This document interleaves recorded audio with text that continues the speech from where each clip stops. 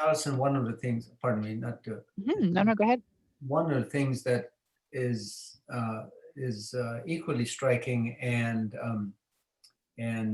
troubling is that I think this also occurs perhaps in a much more veiled and sophisticated way in higher education institutions as well. Oh, yeah. Um, and and you know, uh, and maybe it's a reminder that having sort of graduate and postgraduate degrees and in the towers in which we dwell um, does not in any way mean that in fact this kind of thing does not occur. It, it does. No, that's such a good point. I mean, I could, spend the rest of the time here talking about my own experiences in higher ed. It's you're absolutely right. It's so rampant. Just an example, in 2016, an 11-year-old Muslim Somali refugee student was repeatedly discriminated against by his teacher in Arizona, who said, "I can't wait until Trump is elected. He's going to deport all you Muslims." The teacher exclaimed, according to the ACLU letter of complaint, "Muslims shouldn't be given visas. They'll probably take away your visa and deport you. You're going to be the next terrorist, I bet." Soon after, the boy's classmates followed the teacher's lead and called him a terrorist, according to the complaint. They also accused him of planning to blow up the school bus on the ride home. When the boy's mother complained to the school, administrators encouraged him to withdraw. So I think this is an important story because, it really shows that even when people do report these things, they can often then just be re-victimized many different times from other adults in the room, who should be providing leadership, but rather, agree with the harassment. Another place that we see Islamophobia is in warfare. And so this is where we begin to get into the structural piece, right? So the pieces that we saw before were largely interpersonal, right? They are people like making choices about their behavior, and attacking people based on those choices. This now is where we get into the realm of state-sponsored discrimination. So the drone warfare program, again, I think these numbers are extremely low. And, the reason that I say that is because our government, has no investment in really tallying up the number of people that we kill in foreign wars, because it makes them look really bad. So I think that these numbers, are extremely low because this is just what journalists have been able to get from people on the ground. So you should take this with a grain of salt. But, right, a minimum of 14,000 confirmed strikes, with upwards of 17,000 people killed. Also, this category of civilian is just, something you should always be deeply skeptical of. Who is a civilian versus who is not a civilian. I think that Muslims generally are considered to be not civilian until there's somehow some way to prove that they are. The number of children killed here is extremely low. I just don't believe. I believe that the number is just much, much, much higher.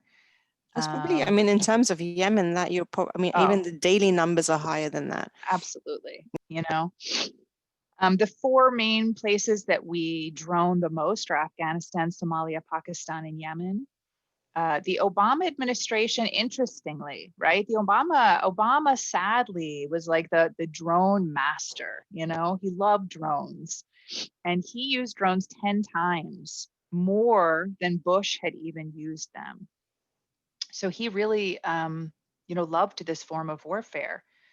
And Trump, took that and ran with it. So it's also important to remember, like, we always want to kind of throw Trump under the bus for stuff, but so much of what Trump has done, he simply built upon what was already there and systems and structures that were already in place for him to further exploit. I think it, and I do think even this last week in an interview by President Obama and his memoir, I think it was with Stephen Colbert, who asked him about this, really posed this question. And, what, regardless how we may feel politically about one president or another, um, I, I don't think those children and those civilians who are the receiving end, I don't think it really matters to them. And it's always, I just found it problematic to hear still all these years later that it's being justified as, to use his language, not mine, as collateral damage. Yeah. That's the language. And this is last week. This is, so it's just structures are built and then they're sort of expanded upon. Um, and then it continues, and it's uh, and when quote the other is killed either by some kind of bombing, drones, whatever the case might be, um, you know, they're not us, and therefore, either they're underreported or they're just relegated to a footnote. That's the way Yeah. they're perceived. Yeah, that's right. And I think, the question there is why, right? And I'm going to get to that also because this isn't wholly irrational. And I will get to that soon. I just want to sort of introduce you to one of the people that we killed in a drone strike, actually an entire family who has roots in Northern Virginia. Their father was a preacher at the Dar al-Hijra Mosque.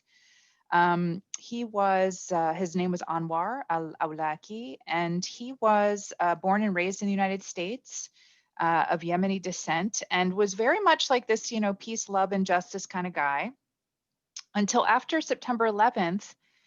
When September 11th happened, he actually, of course, came out and was like, oh my God, we need interfaith, like love and respect for one another. And, like really pushed, Muslim communities to kind of like go out and, be in community with non-Muslims.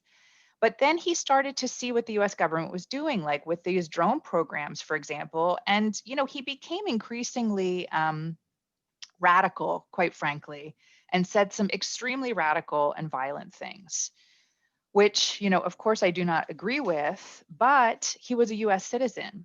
And, we do have the protection of the Constitution, even among people we don't like. And another example of this I would give, a more recent example, are all of these white people who are heavily armed and walk into state capitals, flexing an extremely violent muscle. And everybody is so extremely concerned about making sure that their rights are preserved. This guy, on the other hand, left the United States, and the United States decided to assassinate him. It's called an extrajudicial killing. Again, he's a United States citizen. He deserved to have a trial, but the United States said, no, let's just kill him. So they did. They droned him, and they droned his 16-year-old son, who did absolutely nothing. They have not one shred of evidence that this 16-year-old boy did anything or said anything against the US government. In international law, we call this collective punishment. We kill people who are associated with people that we don't like. And then just to make sure that the whole family was exterminated, I also think it's important to use that word, right? They killed the 8-year-old, this beautiful 8-year-old little girl whose name was Nawar, sorry. And, this is the story in 2010. And this was also, again, under President Obama. And, I think it's important to also put this in the context of like police killing of Black men. And when I think about, Obama as a Black man who, ordered the assassination of this 16-year-old boy, it just really breaks my heart. The way that racism is used against Black and Brown communities, against one another. In 2010, President Obama directed the CIA to assassinate, the father, Anwar, despite the fact that he had never been charged with or convicted of any crimes. And so they droned him in September 2011. They then went after his son, Abdulrahman, and his 17-year-old cousin, who was also a US citizen. um, who, when asked, actually Obama's press secretary, so the press asked about this, and Obama's press secretary, his answer was he should have had a more responsible father. So that really disturbs me, you know, that he would say something like that. And then January 2017, Trump sent in, you know, another drone raid. Oh no, I'm sorry. The young girl was not killed by a drone. She was killed by a commando. So an actual person shot her. And I believe she was shot and bled out over a number of hours before she died. So that is the story of the Awlaki family. Again, really important to remember these are US citizens, but I think that sometimes when we see this in the media, it's immediately this idea that like they're Muslim and therefore they don't have the full rights of other US citizens. And, you know, like, what is all this war about? I think that, again, when we think about structural discrimination, it's super important to ask why, right? And that this isn't just like, you know, crazy people going out and like killing. There is great profit in war, like absolutely incredible profit. This war has been going on for 20 years. And, you know, who is it that is making so much money? I'm going to get to that in a minute. I'm just going to follow the order of my slides here. Also important to ask how many Muslims have been killed through state-sponsored violence. So how many Muslims have we actually killed? If this was all in retaliation for 9/11, you know, we never really hear about how many Muslims are killed. And it's hard to know because, again, nobody's actually keeping these records. Yeah, in terms of profit, you know, this was in a Washington Post article last year. Lockheed Martin, so one of the biggest weapons manufacturers in the US, who actually their CEO lives right here in the Beltway. She lives in Bethesda in a house I pretty much guarantee none of us could possibly afford. Lockheed Martin got $35.2 billion from us, right? So again, what is our role as everyday people in the US, right? And what do we allow our government to do? $35.2 billion, I can't really wrap my mind around what that even means, except that in a global pandemic, we could use that money to help people. And just thinking about, you know, the kinds of students who go to Nova and alone, you know, the incredible help that could offer. But instead, we transferred this money to a weapons manufacturer in 2018, which is more money than we give to some federal agencies. Of Lockheed Martin's $51 billion in sales, in 2018, nearly 70% of it came from sales to the US government. And this one corporation has received more federal money than any other corporation. I don't have the numbers, but if you then add this to, you know, the other weapons manufacturers that we also transfer incredible amounts of money to every year, it becomes very clear why this 20-year war in Afghanistan is just never ending. And that I really question whether or not we're at all interested in defeating the Taliban, you know, because there are a lot of people making incredible profit off of this. And it's something that is extremely taboo, you know, to talk about in the US. This was the Washington Post article the day after this past election, which I thought was extremely appropriate, right? Our industry knows Joe Biden really well. Defense contractors unconcerned as Biden clinches victory. Again, I think that this is an important, you know, structural piece to understand. And there he is, there's Joe, which actually long ago, still all white men. This was when they were signing, I think this is 2003, when they were signing the, you know, signing the sort of war decree to go after Iraq yet again after 9/11. Important to remember that we have been indiscriminately bombing Iraq since 1990. So my entire adult life, our military has been bombing that country. This 2003 was just that sort of chapter of it. But we shouldn't expect things to change under Biden. I mean, again, this gets at this sort of structural problem we have in this kind of addiction to war.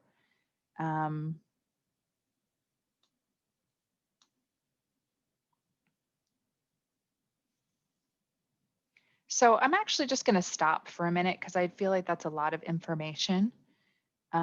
Interested just to hear if there's any questions. Anyone who has their camera off, it would be nice to see your bright and shining face, but I know that people have all sorts of stuff going on. But if you feel like turning your screen on, I'd be interested just to hear like what you are hearing, in what I've presented so far, and if you have any questions.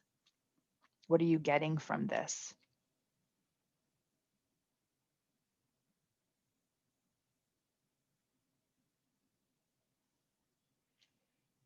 I was a teacher for a long time, so I have no problem calling on people. No, but complex questions require, complex problems require complex solutions. So it's something that needs to be nibbled at from many different directions, cultural, social, artistic, legal. One has to create the environment in which, there's sort of that Overton window or whatever, a moment exists when you can suddenly make a change. But it really feels like it's a big, hard, long slog for 20 years nearly to get people to see that they went herring off in the wrong direction. You see it with regard to now the war on drugs and the Black Lives Matter movement. That started in the mid 80s. Yeah, so that's right. That's been going for more than 30 years. So that's right. I just feel as if one shouldn't give up hope, and one should attack this problem from many different angles to create the environment where a change becomes possible. Yeah, of course. I can't agree more. Any other thoughts? What are you hearing? What questions do you have?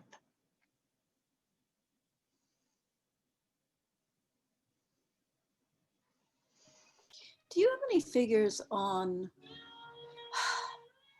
I mean, the thing that has occurred to me in the last couple of years is when I think about refugees worldwide, everything from the Rohingya to the Syrian refugees trying to get to Europe, to people who are fleeing environmental degradation further south in sub-Saharan Africa, it seems to me that Muslims are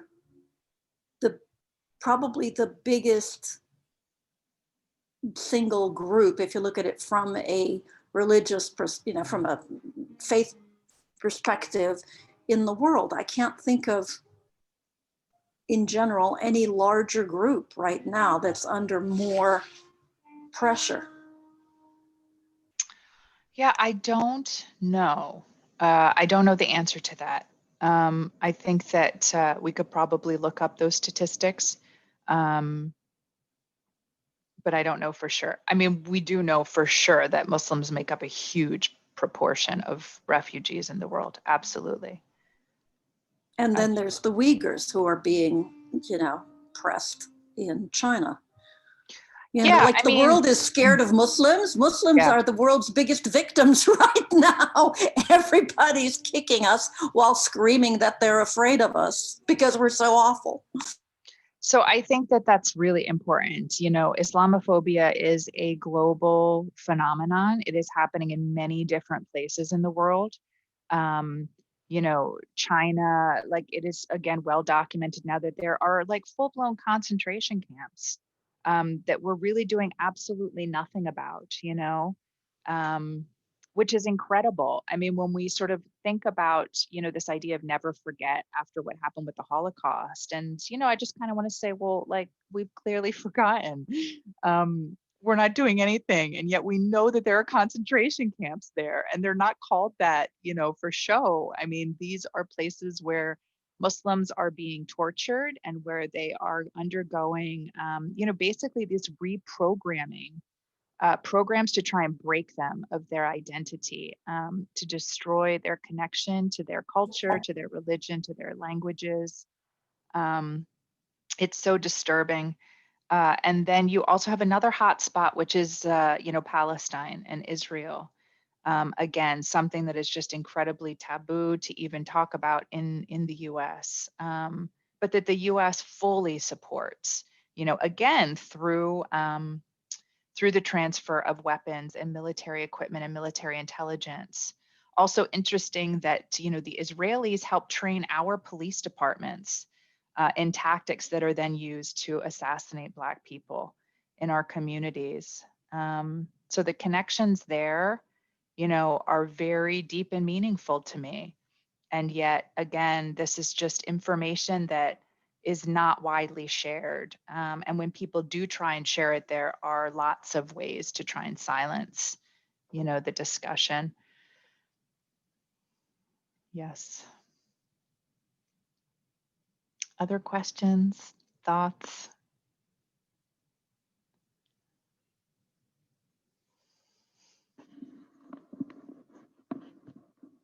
I just had a thought, that I've been sort of thinking about a lot lately. And there's been numerous psychological studies done on this.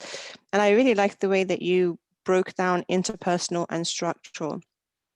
And I think even though as Muslims, we experience interpersonal racism, but we have this irrational belief in the system, right? That the system is somehow just, and then we individualize the experience. And there's like this disconnect, like even intellectually, if we know that there's these issues systematically, but when it comes to our own interpersonal experiences, we still personalize them and still have this false belief that somehow it will be resolved systematically. And I think just kind of making that connection, and it breaks my heart to see this sort of repeat itself in the second, third generation of Muslims too, right? So you think, okay, here we are, first generation of immigrant parents, and then you see the same patterns in our children as well. And I think this is one of the things that's coming up with the work that Dr. Gosai and I are doing. Like when we're doing interviews, you would have these students that have really blatantly experienced Islamophobia, and they're not associating that with something structural. They're sort of, okay, this happened to me, push it aside, just keep going. And so the space is just not there for them. And there's almost like a disconnect. And it's contrived. I would say that it's because of the way that we are educated, right? I'm going to go back to my slides for a second because I want to show you a slide that I have that speaks to that. Let me just find it here. It's from Race Forward. Yes. So Race Forward is a anti-racism, organization that does all kinds of like trainings. And can you see the screen? You can see that okay? So I love this quote, and I've used this often. Typical media coverage of racism, according to Race Forward, reinforces the common misconception that racism is simply a personal problem that should be resolved by shaming, punishing, or re-educating the individual offender. It often leads to long, inconclusive debates about what's in a person's heart or whether they intended to be hurtful or discriminatory. It perpetuates false notions of individual agency in our national consciousness. I love this quote, because this is really, I think, the root of the problem is that we are taught to only think of racism as interpersonal. So like you're a racist and you do racist things. And if you stop being a racist, then racism will go away. When my understanding through my work is stop bombing Muslims and stop funneling all of this money into hurting Muslims internationally in these never-ending war campaigns, and the interpersonal stuff will stop. Stop funding, these media images, right? Which, as we talked about earlier, Zahra, this isn't, this is manufactured. There are people funneling money, in order to create these demeaning images of Muslims and then pumping them out in social media and in mainstream media, right? So stop funding that. I mean, that's the structural piece, right? And then people will not react the way they react. The problem is, like, people are sitting and consuming, right? Through social media, they're consuming all of these horrible images, and then they go out and react. They see a Muslim, or they believe something is being taken away from them, or they believe that there is some sort of threat that doesn't actually exist, and then they react, right? And then we blame them for reacting. When I think, so we're always taught that it's this bottom up problem, when actually, no, it's a top down problem. Like, stop the structural discrimination and you will stop the interpersonal discrimination. And in terms of, like, your students, for example, Can I just interrupt for a moment? I Sure. as a lawyer, I have to take exception to one issue, which is when I said you have to approach it from both directions, I'm not willing to let individuals off the hook. There need to be consequences for violent Islamophobic behavior. Yes, it occurs within a social context in which it's permissible. Yes. Okay. I agree with you. We can't allow it. Okay. Of course, I would never, argue that we should allow it, but just from a power analysis, right? Like, who has more of the power in this situation? It's a power abuse coming from those with, more power, and yet we are holding more responsible the people with less power. So, like, there is another power imbalance, right? Not that we should let people off the hook. I mean, people have to be responsible for their behavior, but understanding the root of it, right? Like, where is that motivation actually coming from? We have we have so many sort of dynamics at work here. I think over the years, I think there is clearly a correlation, systemic correlation between what leaders say and do and how it gets filtered down. Actually, I think that correlation in the last few years has moved more into a causation, which is, to me, even more. If it could be more, it's even more problematic, because there really seems to be a causal effect between what the president says and does with what happens. So there's something very rational in terms of what's going on, but there's also something in terms of the individual, in terms of there's also something remarkably irrational. So we're dealing with systemic rational actions that have a causal, and we're also dealing with a number of irrational, you look brown, you wear this garb, and therefore you deserve to die. And dealing with both of these actually simultaneously. And many of Alison, to go back to those covers, I still have that New Yorker cover with me that came out. But many, not all to be sure, but many of the folks who will see the Time cover and will see the Newsweek cover, that's all they see. Exactly. It's not as if somehow I walk by a kiosk and I see this and I decide, I really need to study the context of this photo. No, actually, and therefore the actions that are generated not from a kind of thoughtful engagement with what Fareed Zakaria has written about, but it's really what I see on the cover. And what I see on the cover is a kind of really sort of an ugly depiction of what sometimes many individuals think about what it means to be a Muslim. And absolutely. And absolutely. I mean, the piece about rationality, we have to keep up this hatred of Muslims because, the American people are not going to get behind never-ending war against people that we actually care about, right? So if we were to see these really sympathetic images of the people that we're bombing, I think that people would push back against that and say no, right?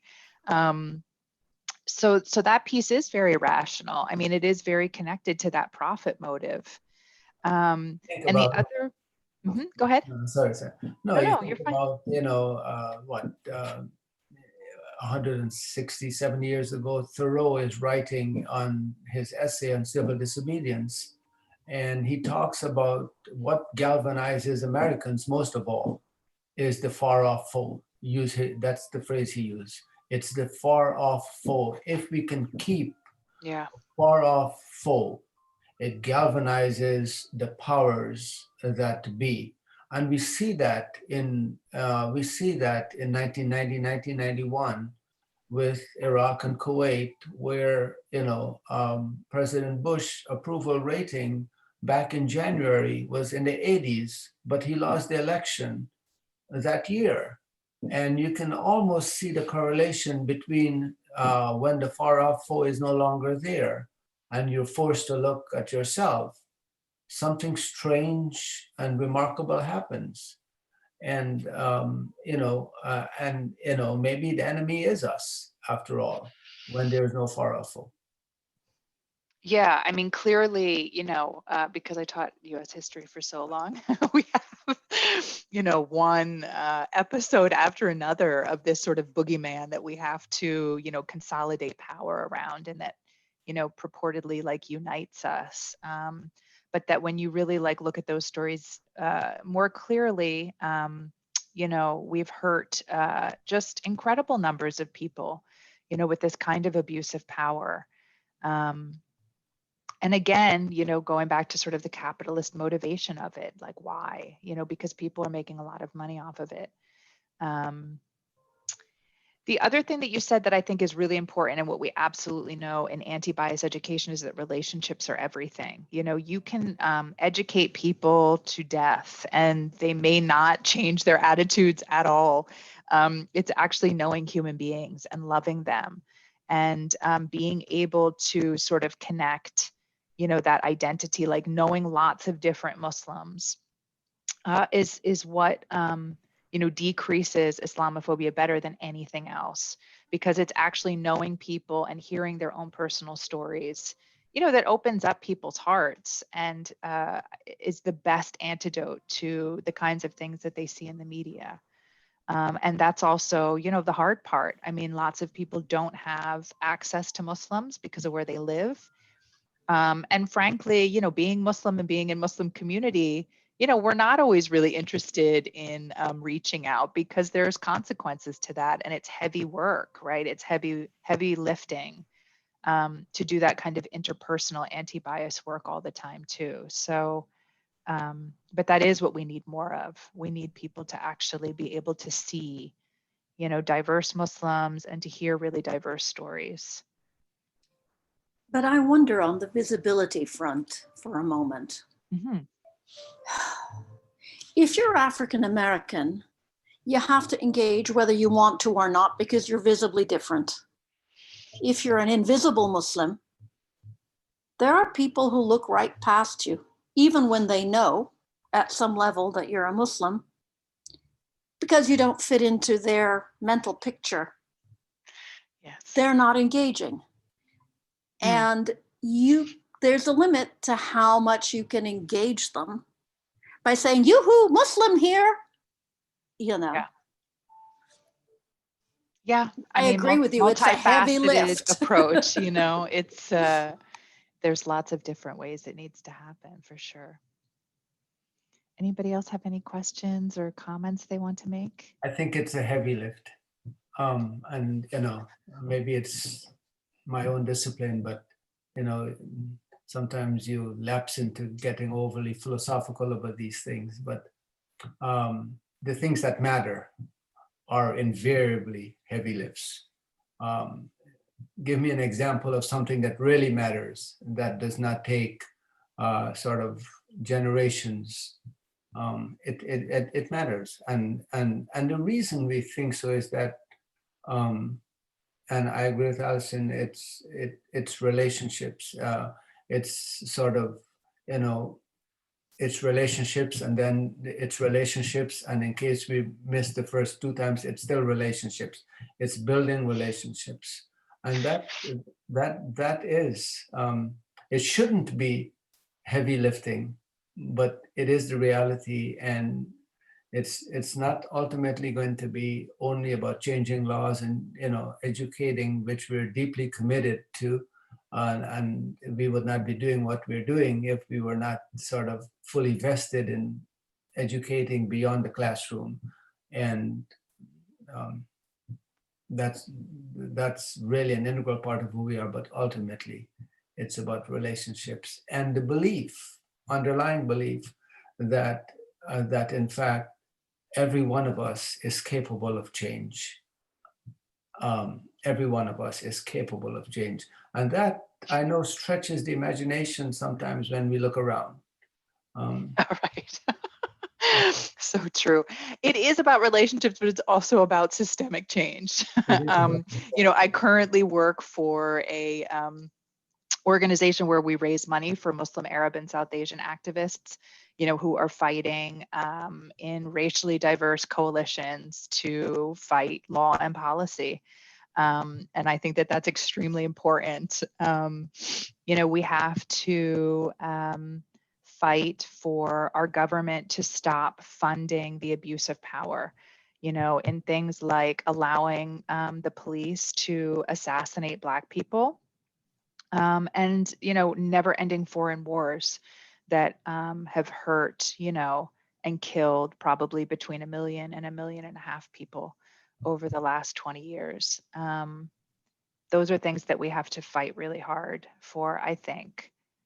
Fighting against the Muslim ban and getting rid of it, and creating structures where it can't happen again. So again, like multifaceted, efforts in our own personal life, reaching out and being open to those relationships for sure, but also going after the people who have power and those power structures, and saying that as Americans who live in a democracy, we just will not allow it. I think that's also It actually reminds me of something John Oliver said.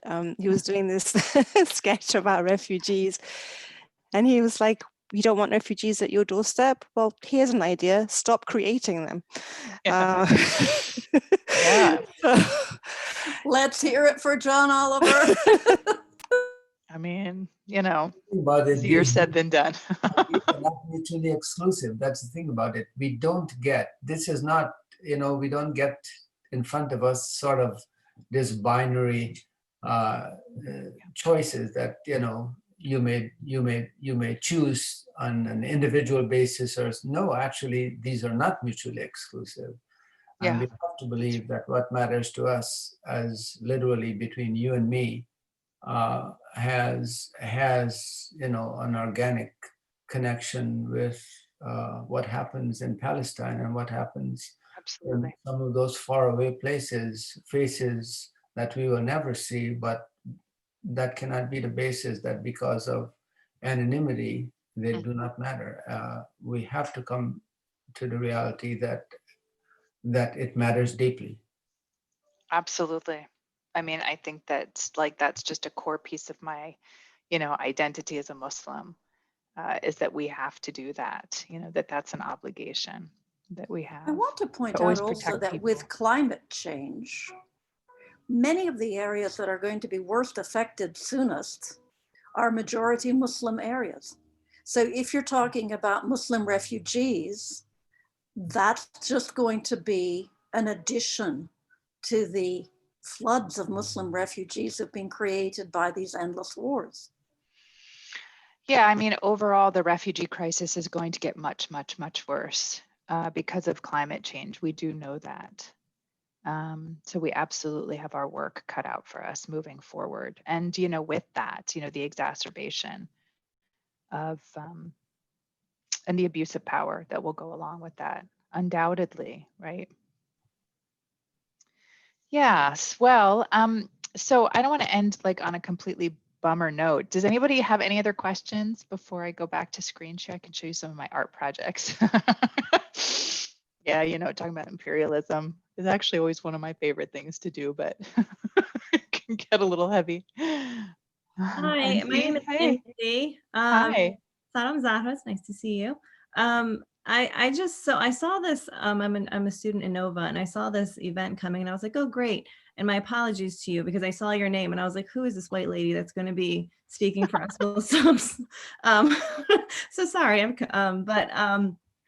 I'm just looking at the people on this call, and I think majority are Muslim, if I'm not mistaken. And so as excited as I was to see something like this happening, it's also a little disheartening that, you know, we're almost speaking to the choir. Yeah. It's like, where are these people and how do we get these people? And I understand it's going to be those relationships and you guys, you know, being in, you know, professors and stuff like that, it's going to make huge change. But I don't know, I can't help but there's a little bit of a sadness where it's like, I don't, you know, I don't even know, like, how do we reach, you know, these other people? And I think if they just cared about anyone, you know, it doesn't have to be like an Islamophobia issue, whether it's Black Lives Matter, it's Islamophobia, it's any cause right now that, you know, any minority is being affected. I think if there's just a level of care, it doesn't matter, you know, what the actual cause is for, you know, we could all just kind of see each other as humans.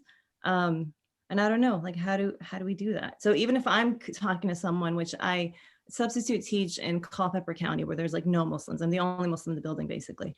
And then when I first walked in, I saw just how cold everybody was and just very like, you know, and just making those one-on-one, you know, or slowly broken down to where now I can walk in the building and everybody's like, oh, hi, you know, because it's like, she can actually talk, you know, and to be able to do those one-on-one, I know that that's really important, but I don't know just how to get them to see past, like, even, okay, I'm a Muslim that now you see as somewhat, you know, normal or whatever that term is. But can't you just see past and see that, like, all people, maybe, you know, you judged everyone, as I did judge you on doing this, on this talk, thinking that you were somebody else. But like, how do we, I don't know, I guess I just want to know, like, how do we just get to that human level? I don't know. You know, I think that your question is, you know, is a really, really good one. And I have nothing helpful to offer, you know, because I have been doing this for years and people don't want to hear it. And it's very, very hard to get non-Muslims to actually like listen to this conversation. Even though I've tried and like I experiment in lots of different ways, like different kinds of engagement tactics, you know, to do the kinds of education work that I do. And, you know, I have to say that I've been just utterly disheartened through, you know, my career. I think that it really points to the level of Islamophobia that actually exists. I can say even with funders, you know, now because I am part of philanthropy, I mean, trying to get funders to fund Muslim activists. Oh my goodness. I mean, we could talk about that for some time.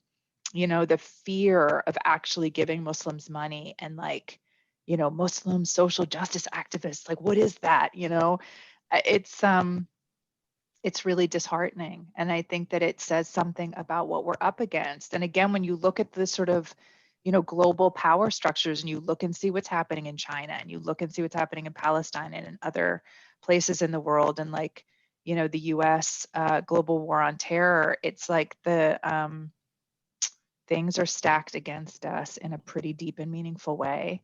And it's so deep in people's consciousness. You know, I mean, even like in the art world, you know, as I work on these art projects, like people are super open. And then as soon as I start talking about my art projects and it has to do with like, you know, Islam or some sort of Islamic ritual, I mean, I can just see, you know, their faces just like, whoa, you know, or the way that they always associate it, like with, you know, they always want to go to something about violence or, you know, us being somehow intolerant. I mean, it's just amazing, like how the stereotypes kind of come out, no matter what you're talking about. So I just want to say, like, I validate what you're saying.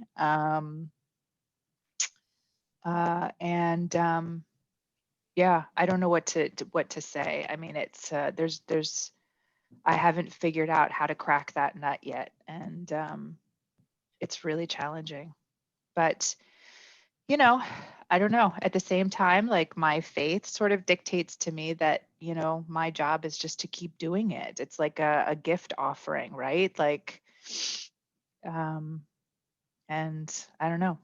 It's not up for me to determine what the end product will be, but you know, little by little, we have to keep working at it. Can I, well, first, hi. Hi. And thank you Hello. so much for coming, for, Thank you know, doing the event with us. And I really apologize. My life has become a little unmanageable lately. So I just It's that kind of year. got, yeah. So, I mean, this feels a little bit embarrassing, but as a privileged white female, I'd like to share my experience. So, well, I'll just say it. So I never, my thoughts and perceptions of the Muslim community all came from everything post 9/11. Not that I would outwardly disrespect somebody or anything to their face or whatever, but like things I thought I was joking about, like when I was around certain people, there weren't really jokes, you know what I mean? And this sounds absurd, but this is really what happened for me. And by the way, media is a horrible place for the, you know, I mean, just TV shows, movies, everything for like portrayals of individuals in the Muslim community.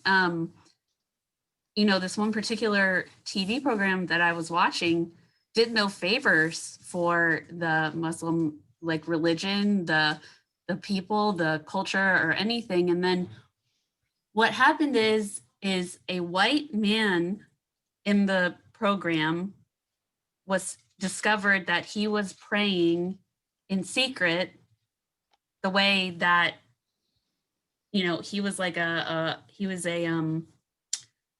a veteran of foreign war, and he learned a lot from the Muslim community, and he had to like secretly pray in the manner that he learned when he was overseas.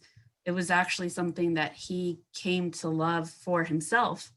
And when I saw him doing it, even though everybody else was like ashamed and they're like, oh, he's a traitor, da da da da.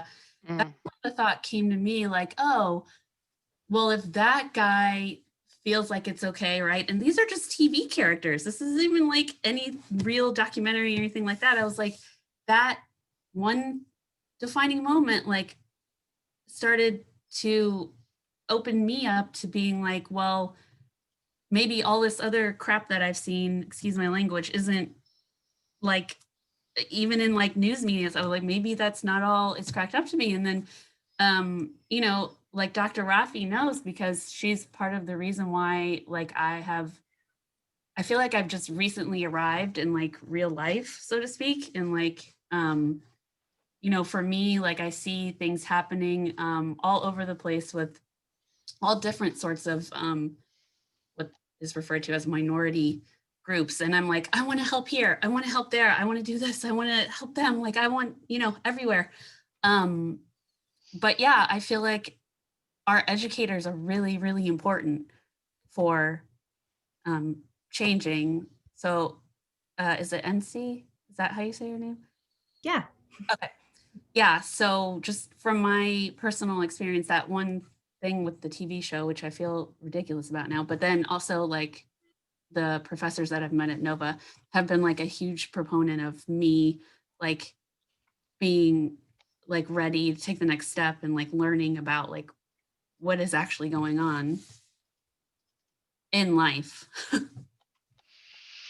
Thanks for the vulnerability. I know it's not easy to sit in front of, you know, Muslims and then admit your racism or whatever, but and also you just now made me feel a lot more hopeful.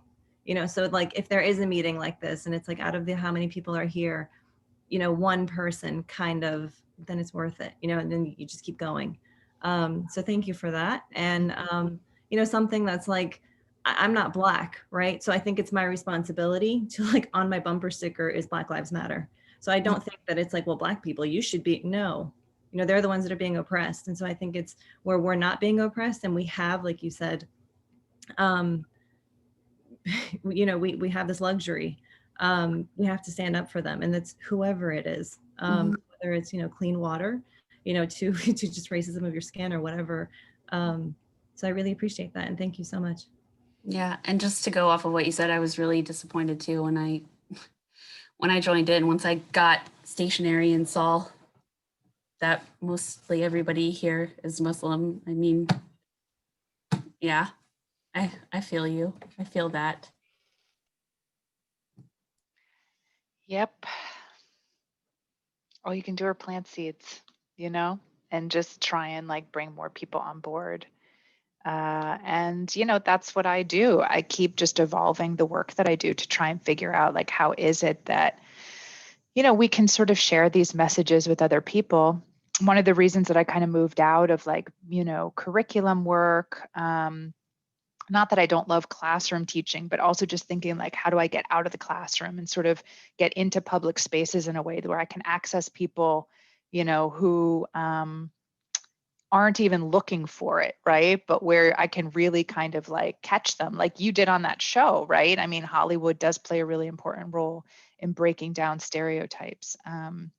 So that's also part of like why, I've moved to art in that respect, to try and find ways. And I'm just going to share my, on the chat, my Instagram handle, so that, if anyone wants to kind of follow some of my art projects. I'm just going to go through very quickly because I know we're sort of at the end here, but I just do want to show you some of the sort of art projects that I'm working on. I did have this, project that Zahra had mentioned in the beginning, sorry. Oops. Called the Challenge Islamophobia Project. Oops. Went one too far. There we go. ChallengeIslamophobia.org. There are lessons there that you can download and read, that just give a lot more detail. I mean, they're meant for educators, but if you actually read through them, there's all kinds of links in there and stuff that you could learn. If you want to learn more about Islamophobia and all of the different facets of it, there's a really wonderful, I think one of my favorite lessons in there is the Black Muslim Meet and Greet, which is a kind of introduces students to 25 different Black Muslims who lived in the US from 1600 to the present. And so it just really shifts our perspective about like who Muslims are and what their accomplishments have been. But, go in there and dig around. I am now a member of Red Dirt Studio in Mount Rainier, that was started by a really amazing woman named Margaret Boozer, who's a ceramicist. And she really just started it as an incubator for artists to come together and help support one another in their projects. And they've been extremely welcoming to me and all my sort of activist work.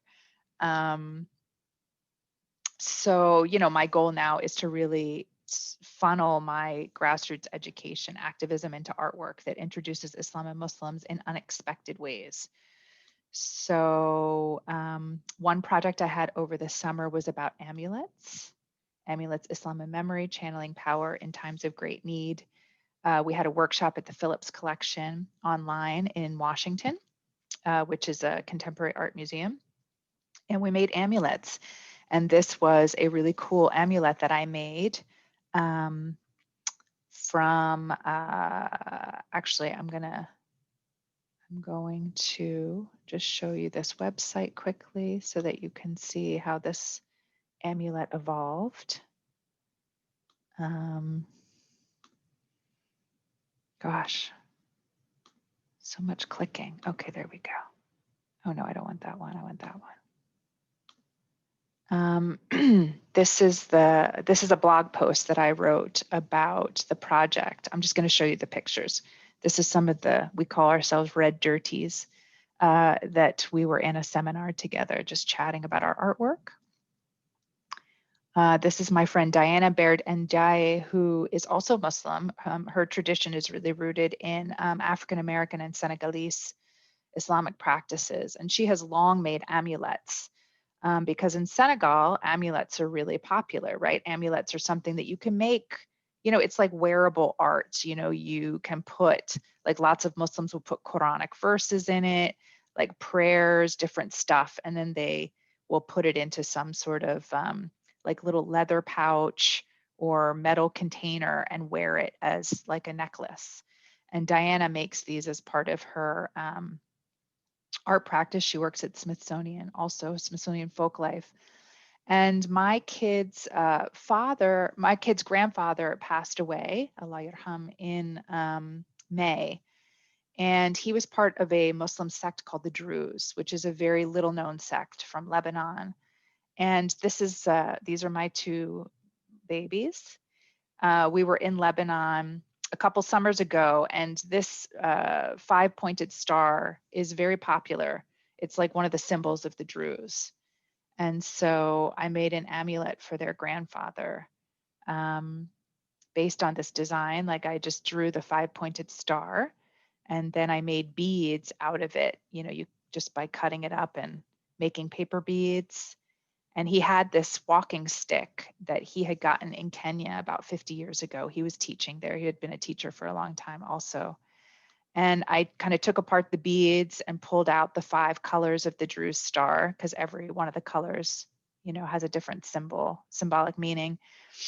And I ended up making this amulet based on that. And I had a workshop at the Phillips, Diana and I did, and it was really incredible. I mean, there were lots of, there were Muslims there, but there were also lots of non-Muslims there who were just so excited, to learn something new about Muslims. And it really kind of opened them up, precisely because it wasn't a conversation about politics or terrorism or anything like that.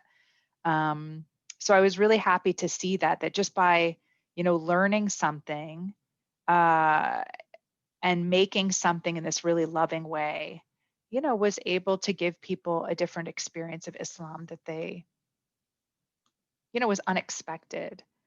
I'm going to screen share again just to go back to the PowerPoint. So that was my amulet project. I also made, I'm a potter. That's really my favorite medium is clay. And I love clay because clay is, the Quran says that clay is what we all come from. And so to me, it's really this material that like binds our humanity together, regardless of any of our identities. And so this I called the 99. I made 99 pinch pots, and I fired them in a way, as you can see, where you get these really distinct fire marks on them. And every pot has, its own distinct fire marks. When you get up really close to them, I think they kind of look like pictures of the cosmos. And so it's just a way to share with people, like they'll be like, what's the 99? And then I kind of share the 99 names of God. And like, why do Muslims have 99 names for God? And, that's a really good question. And then you can just kind of keep going like that. And again, it like takes people off guard. And, they sort of approach me and they're like, uh-oh, you're Muslim. Though they usually start like you did, NC, like, really, you're Muslim? Like, you don't look like one. And I'm like, that's a perfect place to start. Like, what do you think a Muslim's supposed to look like? And so it kind of gets them talking and helps, loosen people up a little bit in a way that they can begin to just kind of let their heart open a little more to the conversation. But, the 99 is really about, this sort of goal of, how do we get, again, NC, as you had said, how do we get everyone to see everybody as sacred, that all of our lives are sacred, and how do we get people to like protect one another with that like level of knowledge about the sacredness of each of our lives. That's really what this 99 represents to me. Again, just sort of like all these different, fire marks. I love them. And now I'm working on a project based on a ritual that happens at Hajj. So Hajj, once a year, Muslims, if they're able to go on this pilgrimage, or once in their lifetime, if they can, go on this pilgrimage to Mecca, and there's lots of different rituals that take place. And one of them is called the Jamarat, or, the stoning of the devil. And it represents, when Abraham was told to sacrifice his firstborn son. And the devil kept sort of tempting him in different ways to ignore God's command. And so this is, a ritual that commemorates that, but it's actually, gives us kind of a time to sort of reflect on like our inner state of being. We had a show recently where I introduced some of this, where I talk about the Hajj pilgrimage, stoning of the devil. But, more importantly, in addition to like the literal reading of the ritual, we think of the devil as something external from us that we want to like push away from us. But actually, as like so many religious scholars say, the worst devil is actually what's inside of you. The stoning of the devil represents our rejection of the internal tyrant inside of us. And so this is sort of, a way to get people talking, where they can begin to see that, Islam is a religion that does what other religions are supposed to do, which is to really get us in touch with, our own humanity and sort of our quest to become better people. And having this conversation with non-Muslims is really great. Like, again, it just gives them an experience of Islam where they can sort of walk away saying, wow, I actually learned something. I had this moment of reflection. And that's not what I would expect from, anything having to do with Islam and Muslims. So I'm still in the process of working on this one. My pillar's not finished. I got one panel of the pillar. So this is like my first draft, just like you have to draft a paper. In art, we like draft projects. And I was kind of playing with a couple different designs of what the pillar would look like. Did I show you a picture of what the actual pillars look like in Mecca? Did I breeze past that one? Let me just go back. Oh yeah, so these are two versions of what the pillars actually look like. The one on the right, is really old, from like the 1940s. This newer one, the one on the left, was from, well, I think that they replaced them. I don't know when. I want to say it was like after 2010. They're now huge. They're like 85 feet wide. And quite frankly, I think that they're really not attractive at all. I like these little versions. So this is what I'm shooting for. This is what my devil pillar is going to look like. And so I'm still sort of, experimenting with what I want the rocks to look like to kind of build it out. I kind of like this one on the left with the little pebbles that are inside of it. I before was trying to make it look exactly like these pictures. And then I thought, it's my devil pillar. I can make it look however I want. So I'm still experimenting with the design. It's not finished yet, but at some point I want to have this thing done and then, have people come stone it. I don't know if this is going to work, but I took a video recently of me just, like what would it look like just to throw pebbles at it.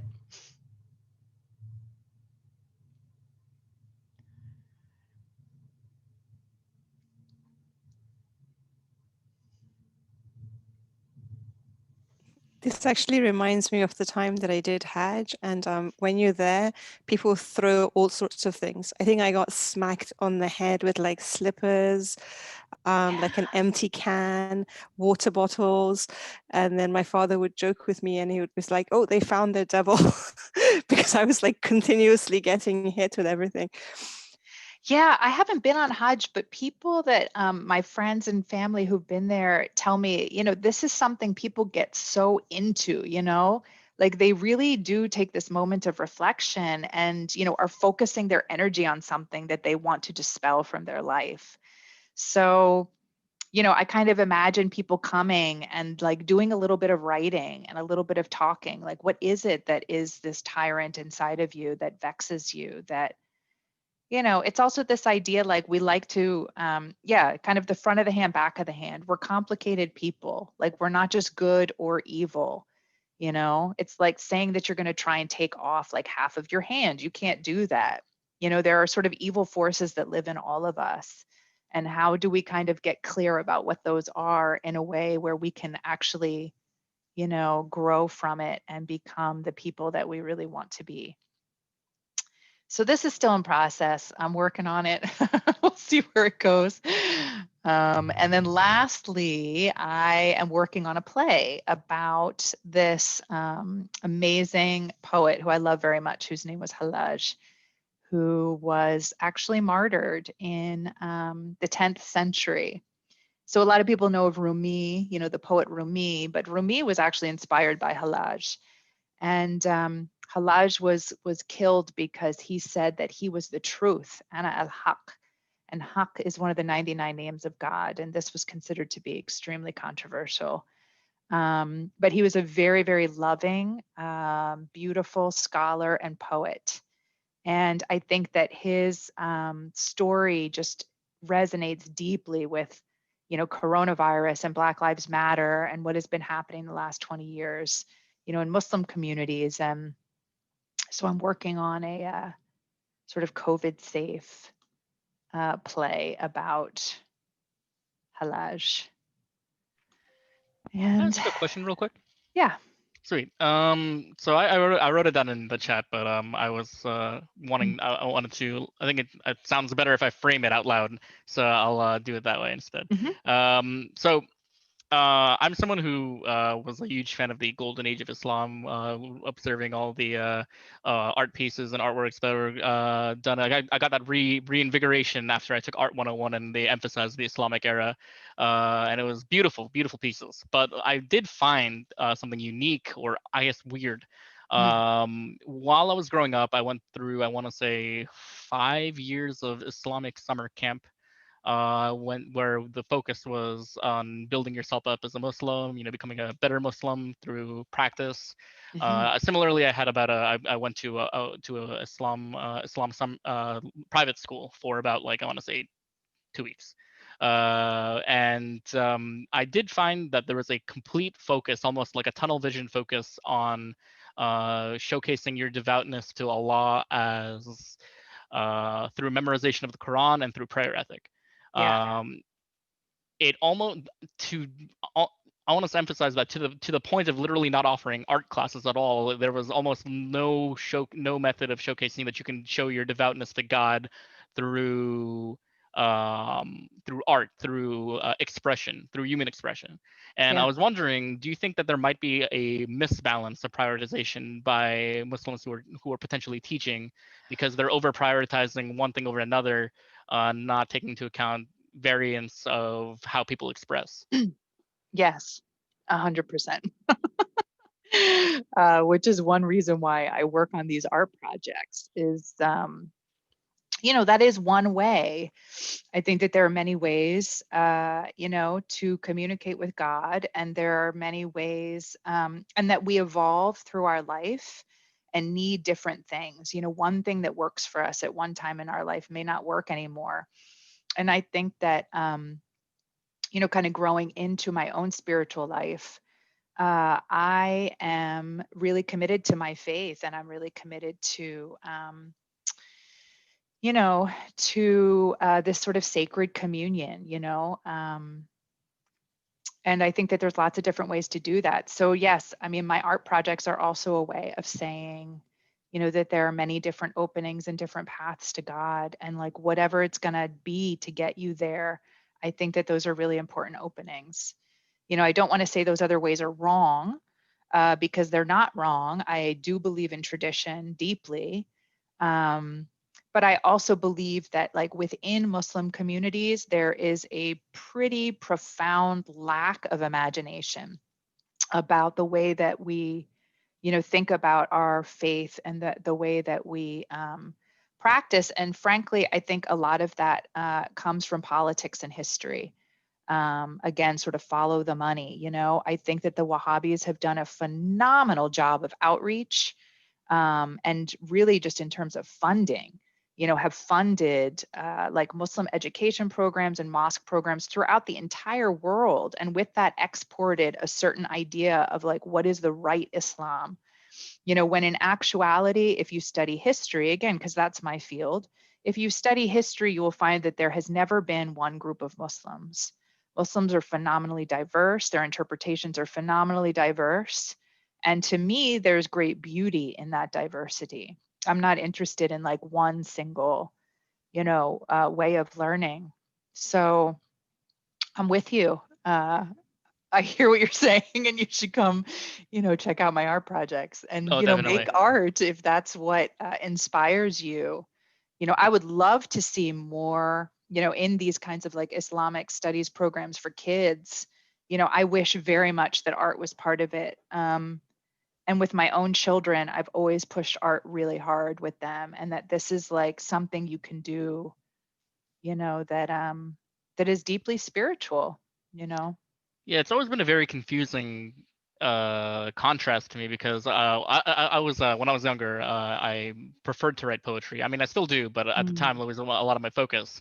And I remember distinctly one of my teachers explicitly saying that it's a waste of time, that I should go focus on memorizing XYZ surah instead, that to connect with God, and that God isn't looking at my poetry. And I was kind of like thinking to myself, it doesn't make any sense to say that, because the surahs are almost like poetry in themselves, if not Absolutely. are poetic in nature.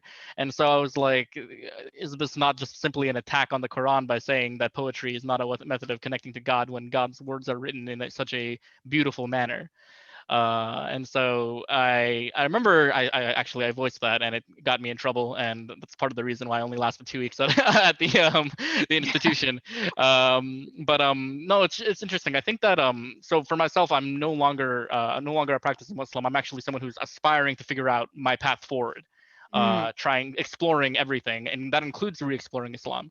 And so trying to understand the different views is really helpful for me to figure out how to properly directionally and spiritually where I should be, how I should connect. So I appreciate that, and I appreciate your answer. It means a lot. Yeah.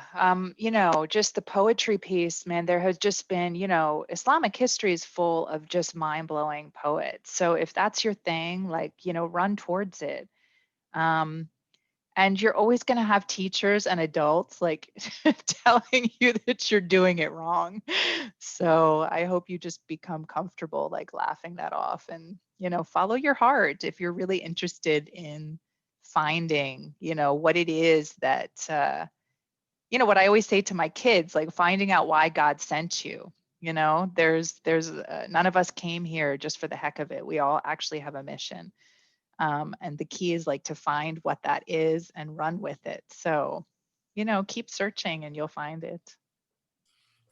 Also be rather skeptical and suspicious of anyone who speaks on behalf of God. Yes, that's a good point. That's right. As if they have a bat phone. And there are many. It always comes with a price. Right. So. Yep. I always forget that that's one of the more important things that are taught is don't presume that you know what God's will is. And go read this book about Halaj. You'll love him. You'll love him. Yeah, it's and something that I read, it says, even the greatest religious and spiritual minds of all time have always had people that they check in with when they believe they have heard the will of God. Because yeah, that's right. Because you always want to fact check that. Yeah, exactly. I mean, like, did that sound right? Well, and actually in Islamic, Islamic writers have written forever about, the skepticism about whether or not you're hearing the sound of God or you're hearing the sound of the devil. I mean, there is great truth in that. Like, be careful what the voices tell you. And if in fact the devil is within you, who exactly? Exactly. See, that's why I got to get this project done. Yeah. I do have one more story. I don't mean to keep taking up time, but you're fine. She also knows about this. There's a, I think it was, what was it, over the summer? Yeah, I think over the summer, a new family moved into the townhouse neighborhood that I live in, a Muslim family. And, one day there's a knock on the door and I opened it, and they only have one daughter and the rest are sons. But she had this like thing of food and she said, "Here, my mom said to give you this." And I was like, "Okay, thank you." It was delicious. A couple weeks later, the her mom came by and she had like an entire box of like fresh produce and like meat and stuff like that. And she said, will you accept this? And I was like, yes. I mean, what do you know? I was like, yes, because I mean, it seemed like it was important to her. And so I was like, yes. And then I actually was able to, share that food with like 5 of my, I mean, it was just so much food. And so I emailed Dr. Rafi and I said, like, basically I wanted to know, is there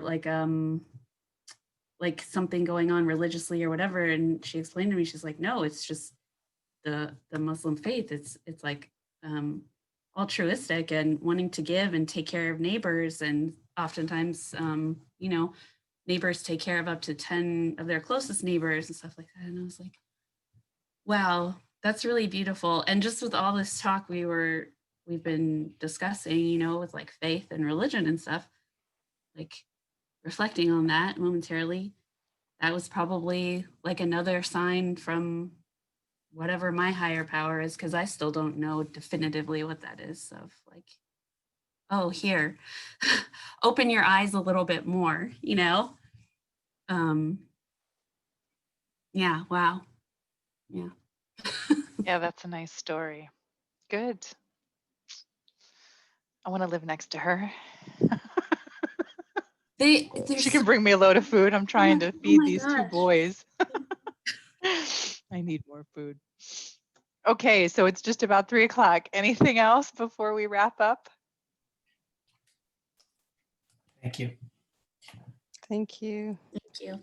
Thank you. I think I found my Thank you for having me. purpose in life is to consume chocolate. That's right. That's Exactly. my high calling. Good.